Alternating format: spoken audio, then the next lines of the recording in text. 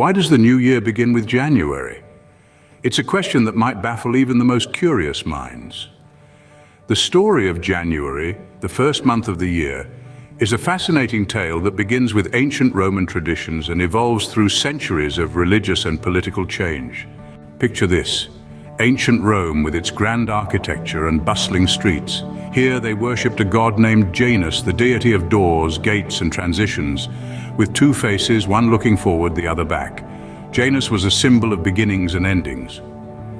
Julius Caesar, in his wisdom, decided that January, named after Janus, should be the doorway to the new year.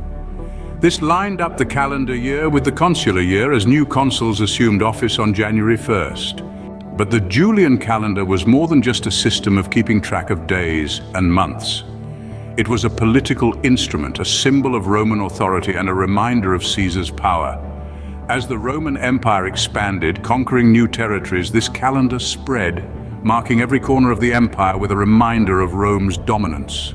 However, the fall of Rome and the spread of Christianity across Europe brought changes. The New Year's celebrations, seen as pagan due to their Roman origins, were shifted to dates more palatable to Christian tradition. Some countries moved the start of their year to March 25th, the day Christians celebrate the Annunciation to the Virgin Mary. Others chose Christmas Day, December 25th, while a few selected Easter Sunday, regardless of its date. Yet, in the midst of these changes, January 1st remained the people's choice for the start of the new year. The common folks, neither clergy nor royalty, saw no reason to adjust their calendars. This patchwork of dates persisted until Pope Gregory XIII intervened in the Middle Ages. The Julian calendar had been falling out of sync with the solar year, and by 1582 the discrepancy had grown to 10 days. To correct this, Gregory introduced a new calendar with a leap day every 4 years. He also reinstated January 1st as the start of the year. While Catholic countries quickly adopted the Gregorian calendar, Protestant and Eastern Rite countries were more reluctant.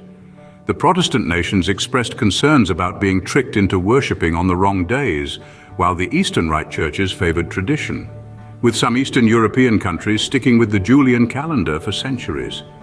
Russia only switched to the Gregorian calendar after the revolution in 1917, and the Eastern Orthodox Church even today uses the Julian calendar for its liturgical year.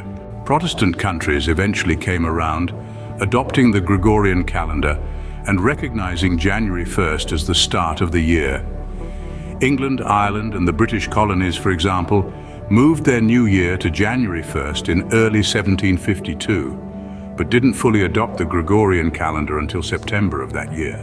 So there you have it. January, the first month of the year, owes its position to ancient Roman gods, Julius Caesar's political acumen, and the efforts of Pope Gregory XIII to synchronize the calendar with the solar year.